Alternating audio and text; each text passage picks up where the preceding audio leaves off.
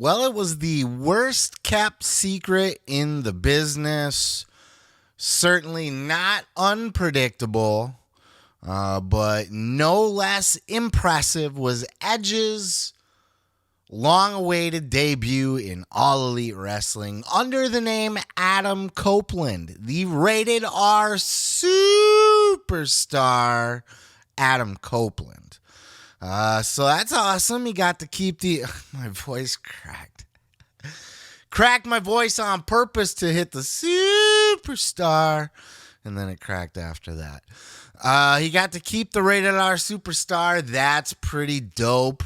And more importantly, he got to keep the music. That's so fucking cool. For those of you who did not see it, it is out on YouTube.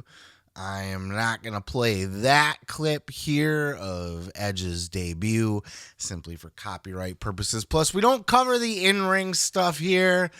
So that's why we are going to jump to this clip here from the WrestleDream post-show press conference and media scrum with Adam Copeland, the rated R superstar, sitting down at the table, the infamous fucking press conference table that CM Punk ruined the entire company at, sat down next to Tony Khan to talk about why he chose to be in AEW.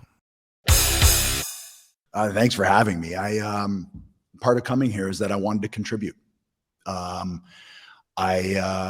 wanted to help, and I just felt like here I'd really be able to do that and have the opportunity to do that. And I look at an entire fresh roster of faces and so many talent that I've never laid hands on before. And that to me, as a person who is driven by challenges, that for me was the biggest thing. Like, I've never been in a ring with Samoa Joe. I've never stood in a ring with Sting before tonight. After 31 years in the industry, that's never happened.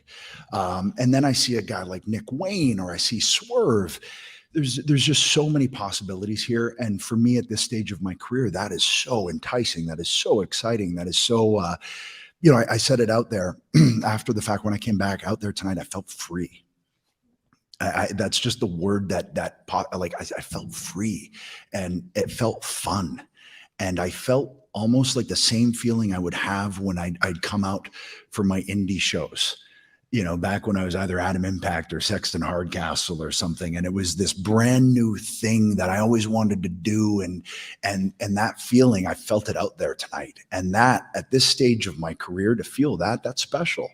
That's, man, like, come on, 31 years in, and to feel that way, that's a gift. And this is all I ever wanted to do. And this feels like an opportunity to come in and not just come in every 3 months. I have to be there every week.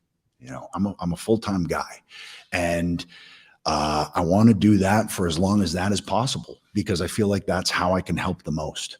And more than anything, that's what I'm here to do. Edge is there to contribute. He is there to help.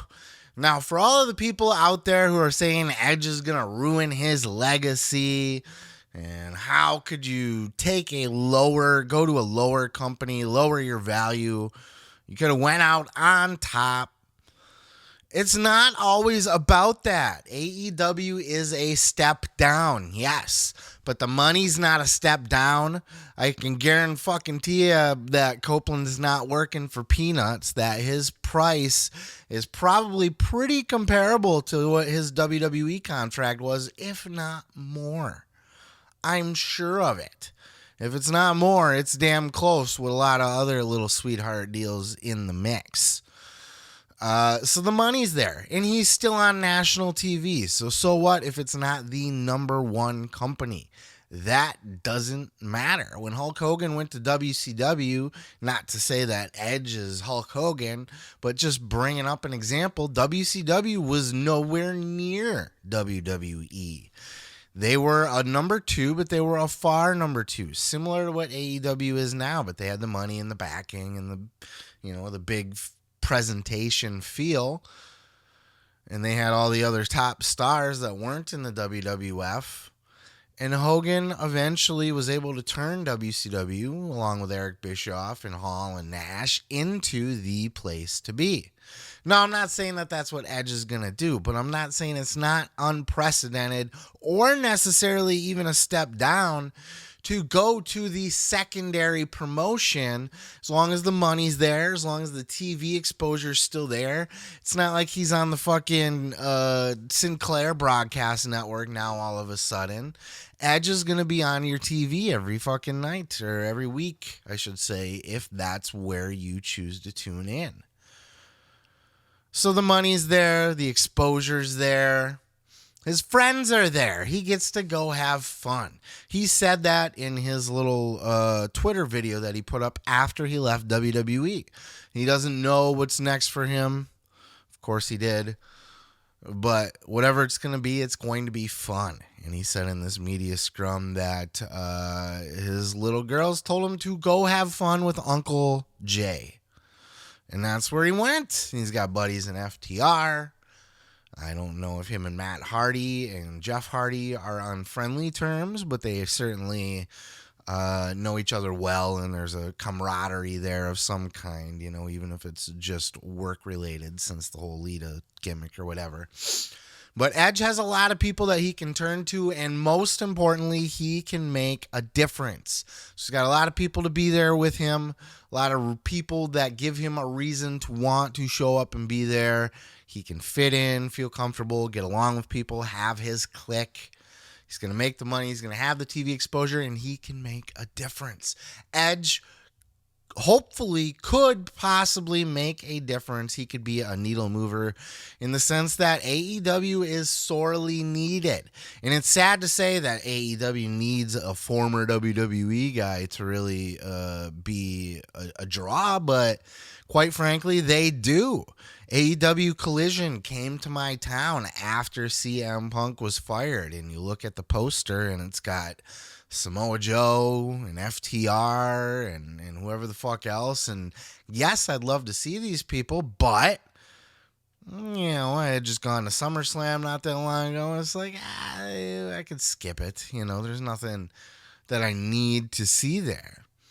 Now, I had said this before that whoever they bring in, when they bring in Mercedes eventually too, they're going to get the pop again around the horn. So the ticket sales are going to go up. So immediately, Edge is going to pop business, probably in ratings and probably in live events. Around the loop, every town that the AEW goes to is now going to want to see Edge in AEW.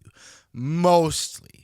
You know, he's not going to like set box office records or anything, but business will pick up from where we've all been kind of seeing, their live events are dying. They haven't had the star. They haven't had the star power. Now, this is a problem with AEW, and this is Edge's challenge. This is Adam Copeland's challenge.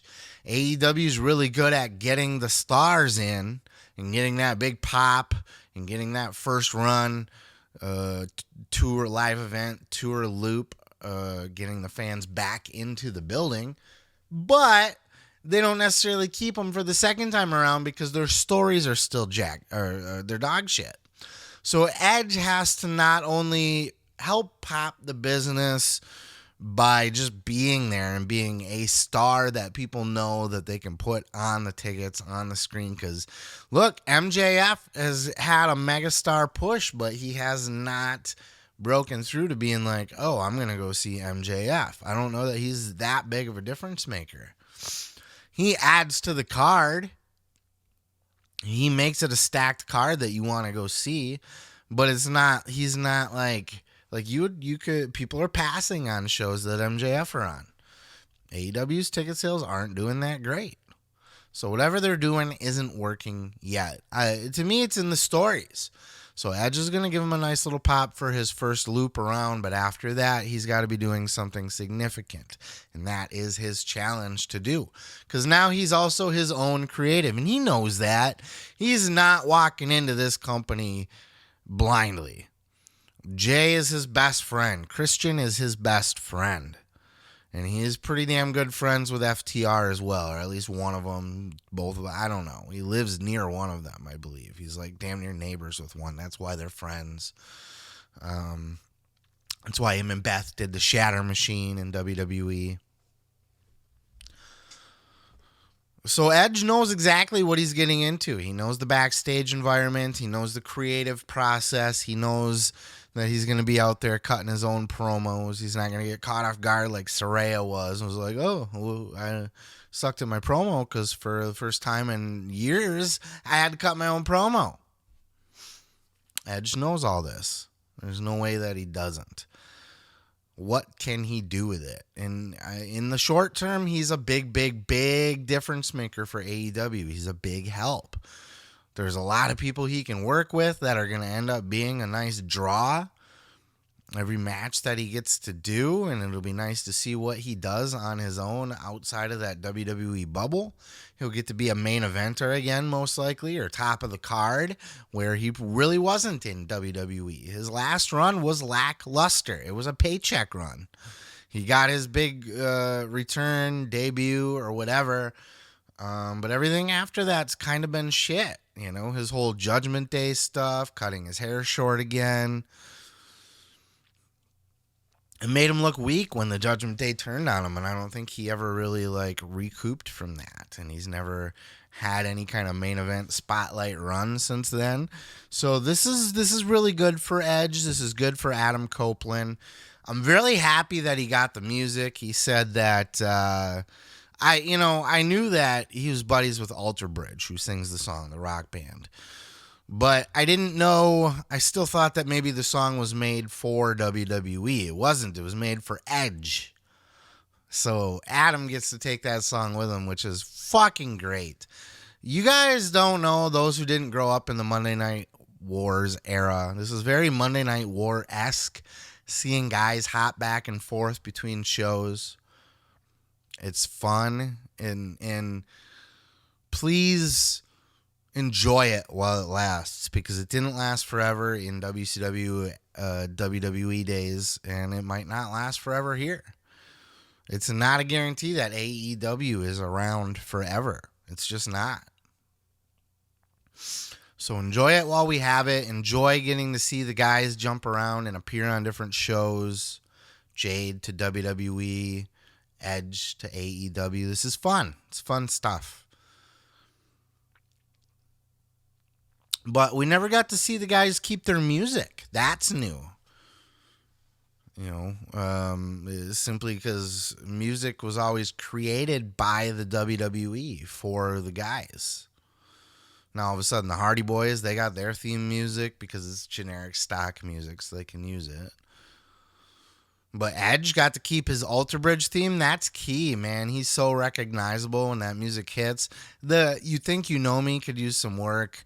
I've never been a fan of that Mikey Ruckus guy, the guy that does the AEW's music. I think he sucks. Excuse me. I think it's generic rock music. I think it's poorly produced.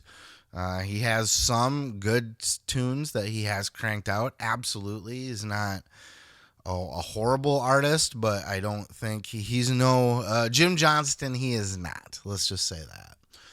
So, or CFOs, he is not. I'd put the CFOs above Mikey Ruckus too. And I have to imagine that he's the one behind coming up with the new You Think You Know Me. It just sounds a little bit cheaper, more generic. They could probably just lose that or just fucking redo it better. I did the same thing with CM Punk's theme music when the Cult of Personality first hit. He has the scratch at the beginning. It's different than what it was in the WWE, and I noticed, and it's not as good. And you quickly warm up to it, you get the difference and stuff. But little things. Mikey Ruckus sucks, but why are we talking about that? Edge is a big difference maker. I see a lot of haterade out there. I want to address that just a little bit more. So many of you people out there are cultists. You guys are bandwagoning. You're picking sides, picking teams, and you're against the other team. And Edge is ruining his legacy. He's just not. What else is there to accomplish in the WWE? He's already a Hall of Famer. He'll probably be another one again with the tag team of Edge and Christian, because Christian hasn't gone in the Hall of Fame yet. And I don't know that he'll go in by himself, but certainly Edge and Christian will. So I think he'll even end up being a 2-time Hall of Famer still. He's been a world champion.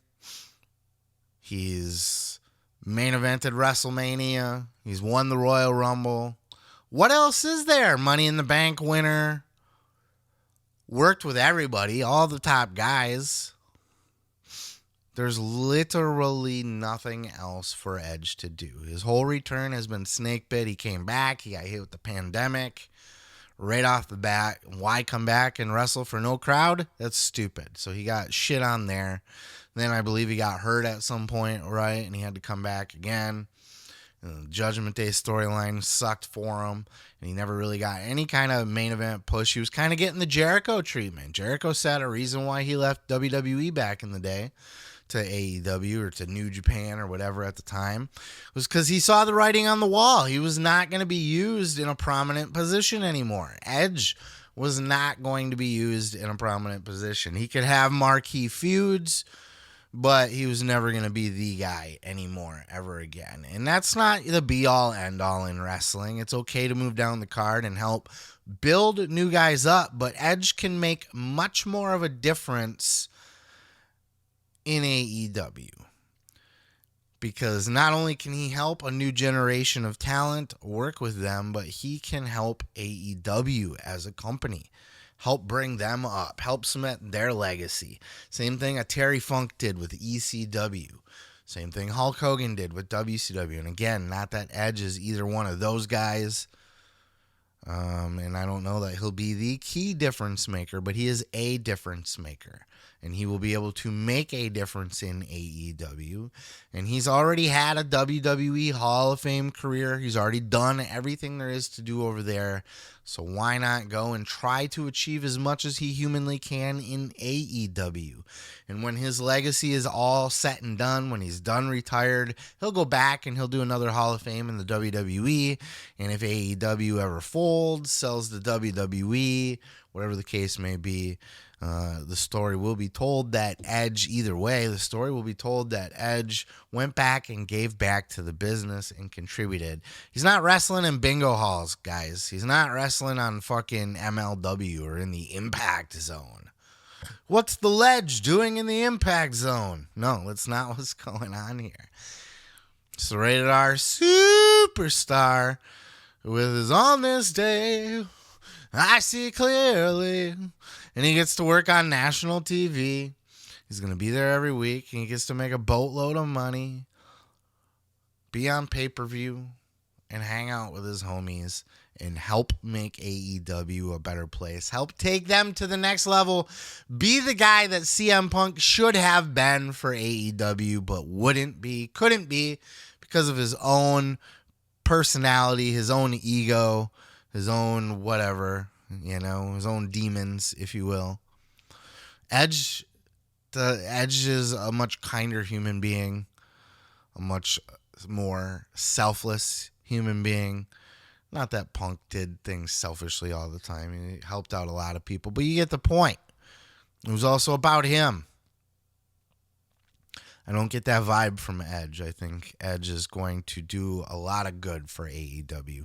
And I think once Mercedes Moné comes in, she's going to be that other equivalent to like losing Jade and that other star power to help elevate AEW. And they're going to continue. So I would actually expect to see their ratings go up in the short term. In the long term, that's something that Edge has to... he's in charge of his own creative. This is up to him. What can he do with it? And what kind of stories can be told? And I also expect to see their ticket sales go up too. So I don't think we're going to be talking about dying AEW ticket sales much longer. I think that's going to go away at least for the next year as Adam makes his rounds to the, each city on tour. I pretty well covered it, though. I think that's all I got to say. By the way, did you see Edge out there taking fucking bumps on the hardwood? Are you insane? I saw him. He did hit 2 spears, right? Nick Wayne and Luchasaurus. He hit them both with spears on the wood planks. No padding, no nothing. Watch him. His knees hit the fucking wood. His arm or his hand or forearm or whatever hits the wood. His elbows. Fuck, man. I'll bet you that shit hurt. I'll bet you that shit hurt hard. That was a very stupid thing to do right off the bat. Also to come down and, play you're coming down to save Sting. But a video package plays and then you fucking stand and pose and work the crowd and stuff. Just little nitpicks. You saw Edge had to shoo the fucking cameraman when he was going to go hit the other side of the stage. You think they would have had that down. They had all his fireworks and pyro and smoke and all that shit down. His music cues, all of that was fucking on point. Little nitpicks. We're not here to talk about the wrestling anyway. We are here to talk about the interviews, and we covered the interview. Adam Copeland, check out the full press conference. Link down below in the description. Let me know your thoughts, though. I am curious. Are you a hater? Are you an AEW hater? Do you think this is stupid? Do you think Adam is lowering himself, cheapening himself, ruining his career by going to AEW? Or do you think that he is exactly what AEW needs right now and that AEW is exactly what Adam needs? Honestly, I think so. To be creatively inspired, to be passionate. He's got a love for wrestling. That love of wrestling he's not going to go work for MLW, He's not going to be the ledge in the Impact Zone, as I said earlier, but, there's got to be a hefty price tag involved in it and a certain amount of status. But at the end of the day, in Edge, I believe, has said this, there's a bunch of grown men running around playing in their underwear on TV. So how seriously can you take it? He's already accomplished everything there is to accomplish in WWE. Why the fuck not? But that's just my 2 cents. Love to hear your 2 cents in the comments below. I'm going to go ahead and move on to the next. Let me tell you something, brother. You can check out full episodes each and every Sunday right here on this channel, dude. Don't forget to like, don't forget to subscribe, and don't forget to take your vitamins and say your prayers, brother.